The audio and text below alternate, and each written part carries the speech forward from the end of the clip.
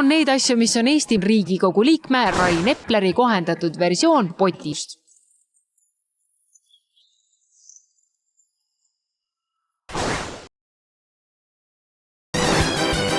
Teie soeng olevat nüüd Soome eksperdi hinnangul moodne stiilimanifest. No ta ongi moodne stiilimanifest, nii et tunnete osas ma ütleks, et ikka on rõõmus meel, kui inimesed märkavad ja aru saavad. Pikalt on olnud näha kommentaare, kes märkavad ja aru ei saa. Hiljuti kirjutas Põhjanaabrite väljaanne Ildi, et Epler on tema peanupp on jõudnud nutmetesse välistesse meediaväljaannet ja on see ka Epler reerinud inimesi endale sarnast soest lõikama.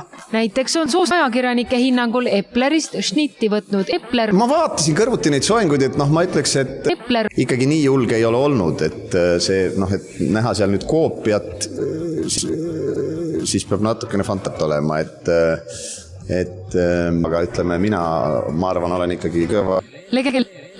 Legendaarse soengu lõikas Epler juba aastal 2022. Meenutas nüüdseks Me olime sõpradega ekskursioonil Eestimaal ja siis see niisugune nagu visioon või kontseptsioon mu peas tegelikult oli olnud juba, et peaks olema selline sirgete ja selgete joontega, nagu seisukohad. Ja siis me tegime sellel ühel suvepäeval enne Novelli abikaasa sünnipäeva selle ära.